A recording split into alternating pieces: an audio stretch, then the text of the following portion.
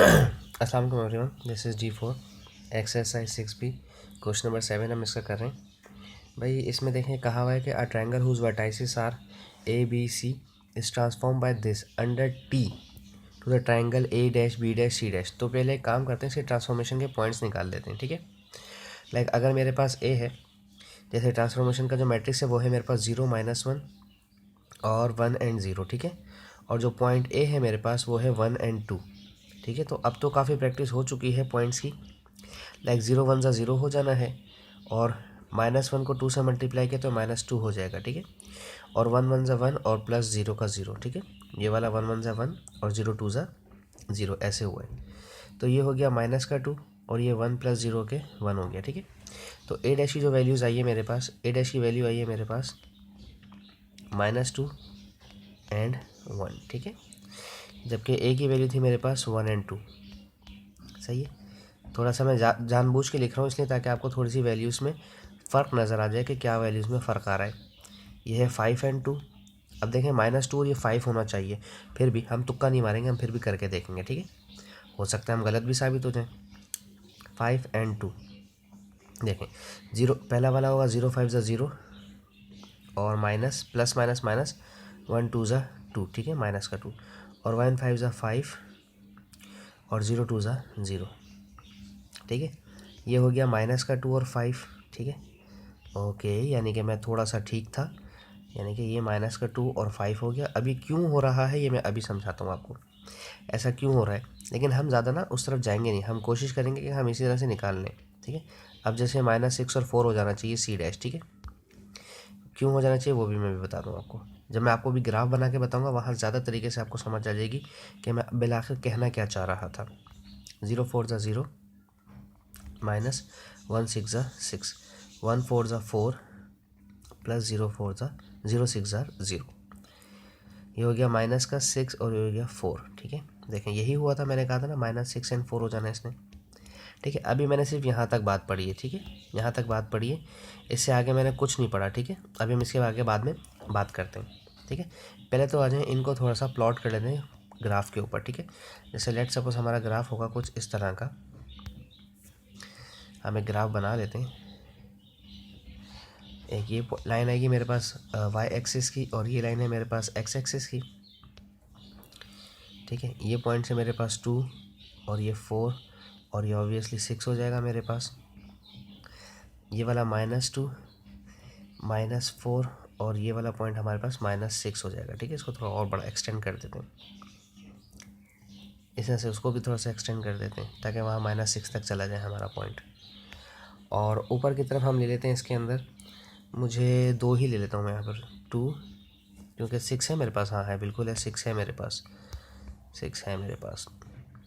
2 4 और 6 ऊपर आएगा मेरे पास। ठीक है, और -2 -4 नहीं, -4 तो नहीं है मेरे पास।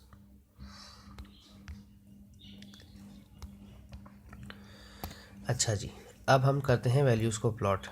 क्या हो गया, sorry sorry sorry class, sorry. पहले है A मेरे पास, A1 2 है मेरे पास। ठीक है, A1 एंड 2, 1 और 2 यहाँ पर आएगा। ठीक है, A1 2 ये हो गया। ठीक है, मैंने ये प्लॉट किया। अब मैं B प्लॉट कर रहा हूँ 5 2। B है मेरे पास, 5 यहाँ पर है और 2 यहाँ पर है। ठीक है, यह आ गया B 5 2। ठीक है, अब मैं ये वाला प्लॉट कर रहा हूँ C4 6। C4 6 हमारे पास है यहाँ पर। ठीक है, दिस इज़ माई C। इसे जोड़ देते हैं पॉइंट्स को आपस में। ठीक है, ताकि ट्रायंगल बन जाए पूरा। अच्छा, अब जो रिफ्लेक्शन था ना आपका, उस रिफ्लेक्शन मैट्रिक्स की तरफ वापस आते हैं। थोड़ा सा देखें, यहाँ शायद मैं आपको समझा पाऊँ इस बात को। देखो बच्चों, ये वाला जो मैट्रिक्स है आपका, सारा काम इसी मैट्रिक्स का था। ठीक है, अब देखें, मैं यहाँ से समझाने की कोशिश करता हूँ। देखें, इसने कहा है कि एक्स एक्सिस पर कोई चेंजेस नहीं हो रही, वाई एक्सिस पर 1 वेरिएंट का मतलब है ना छोटा हो रहा है ना बड़ा हो रहा है। ठीक है, और यहाँ पर जो सेकंड पॉइंट हमारे को बता रहा है ये -1, इसका मतलब ये है कि एक्स एक्सिस उल्टे हाथ पे चला जाएगा, क्योंकि एक्स में नेगेटिव होता है लेफ्ट हैंड पर। ठीक है, अगर ये भी पॉजिटिव होता तो कोई चेंजेस ही ना होती हमारे पास मैट्रिक्स के अंदर, वो ऐसी अपनी जगह पर ही रहता है। ठीक है, अब देखो बच्चों, देखो अब मैं जो पॉइंट्स मैंने लिए थे वो अब हम A' B' और C' प्लॉट करेंगे। ठीक है, ये है मेरा A' -2 और 1, -2 और 1 यकीनन यहाँ पर होगा। ठीक है, यहाँ मैं लिख भी रहा हूँ A'।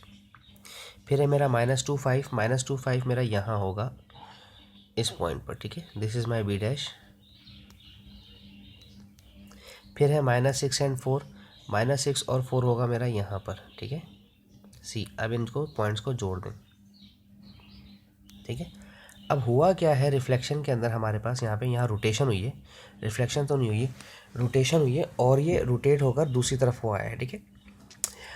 अब ये उल्टे हाथ पर आया है, ये इस तरफ को शिफ्ट हुआ है, रोटेशन इसकी ऐसे हुई है, यानी कि ये एंटी क्लॉकवाइज रोटेशन है। पहली चीज़ तो हमें ये पता चल गई कि एंटी क्लॉकवाइज रोटेशन है। मैं लिख लेता हूँ यहाँ पर कि ये एंटी क्लॉकवाइज रोटेशन है, हमें ये बतानी है, ठीक है।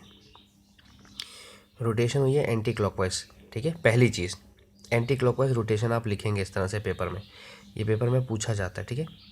अब पूछा जाएगा पॉइंट ओरिजिन, कि रोटेशन हुई कहाँ से है। बेसिकली आपने अगर रोटेशन बतानी है तो रोटेशन हुई कहाँ से है। देखें, ये वाला जो अपना पॉइंट है ये 2 और यू 1, ठीक है। बेसिकली कुछ टीचर्स इसको कहते हैं कि आप इन दोनों पॉइंट्स को ओरिजिन से जोड़ दें, ठीक है। इसको ओरिजिन से जोड़ दिया यू, ठीक है, और इसको भी यहाँ ला के ओरिजिन से जोड़ दिया। तो अगर आप रियलाइज़ करेंगे थोड़ा सा तो ये 90 डिग्री शो कर रहा है, ठीक है, ठीक है, ये 90 डिग्री शो कर रहा है। इसके अलावा कोई 180 होता है। अगर आप कुछ सोचेंगे 45 डिग्री हो या 30 डिग्री हो, 60 डिग्री हो, नहीं तो वो नहीं होता, ठीक है। या तो 90 डिग्री होगी या 180 डिग्री होगी, या क्लॉकवाइज होगी या एंटी क्लॉकवाइज होगी। अभी ये उल्टा हो गया, यहाँ घूम कर आया तो हमने एंटी क्लॉकवाइज कह दी। और अब जो हमारी रोटेशन हुई है वो रोटेशन हुई है उसकी ओरिजिन से, ठीक है। तो अबाउट इट ओरिजिन यहाँ लिखेंगे हम पेपर में, अबाउट इट्स ओरिजिन, ठीक है। और ये ओरिजिन से भी चेंज होता है बाज़ औक़ात, ऐसा नहीं कि हमेशा ओरिजिन ही आए, ठीक है। हमेशा नहीं हो कि ओरिजिन से रोटेशन हो, बाज़ औक़ात ये रोटेशन इसकी डिफरेंट तरीक़ों से होती, कहीं किसी और पॉइंट से भी होती, तो हम वो भी आपको इसमें यकीनन बताएंगे, ठीक है। यहाँ तक तो बात ख़त्म हो गई इस पहले पॉइंट की जो हमने पढ़ी थी। अब आ जाते हैं आगे।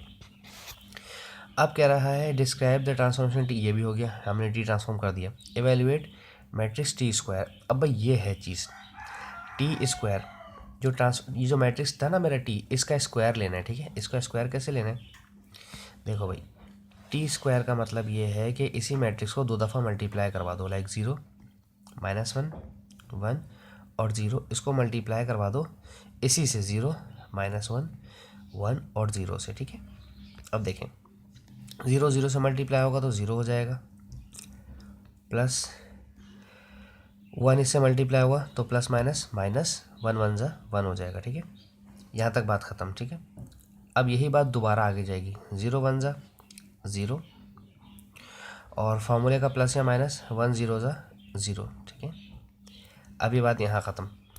अब दोबारा से शुरू करेंगे, इसको करेंगे इससे मल्टीप्लाई, 1 0 जा 0, फार्मूले का प्लस और ये मल्टीप्लाई होगा, दूसरा नंबर दूसरे नंबर से मल्टीप्लाई होगा, 0 1 जा 0, यहाँ बात ख़त्म। अब दोबारा यही चीज़ चलेगी, 1 इससे मल्टीप्लाई होगा, 1 1 जा 1 माइनस का 1, और 0 1 0 0 जा 0।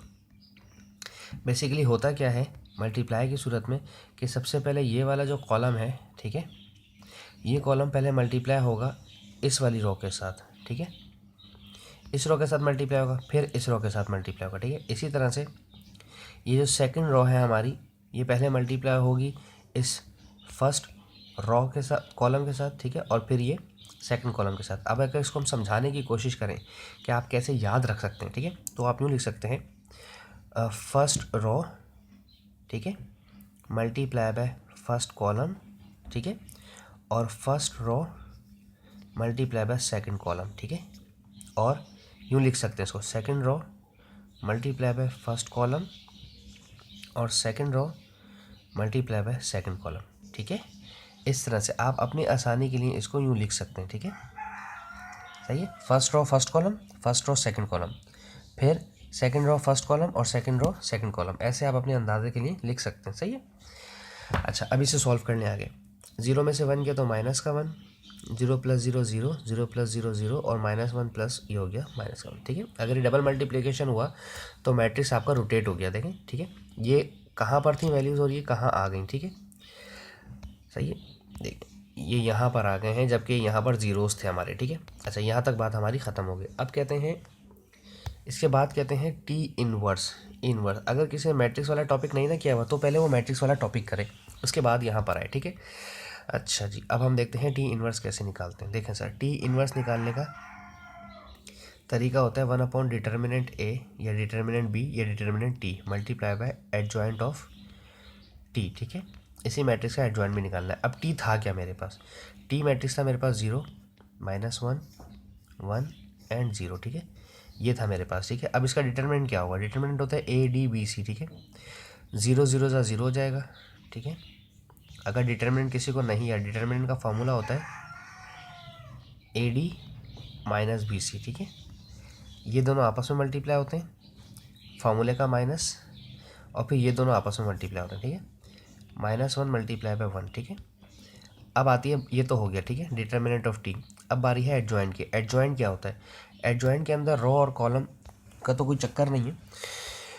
ओके, एडजॉइंट में होता क्या है, जैसे कि मेरे पास मैट्रिक्स था, क्या मैट्रिक्स था मेरे पास, ये मैट्रिक्स था मेरे पास, ठीक है।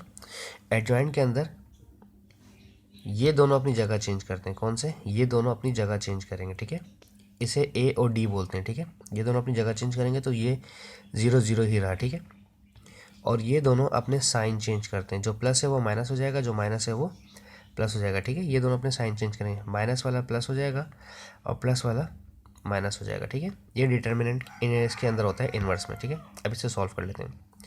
0 0 सा 0 हो जाएगा और minus minus minus minus plus हो जाएगा, ठीक है। 1 1 सा 1, ये तो 1 ही हो गया, तो ये 0 1 -1 और 0, इसको ज़्यादा छेड़ने की ज़रूरत नहीं है।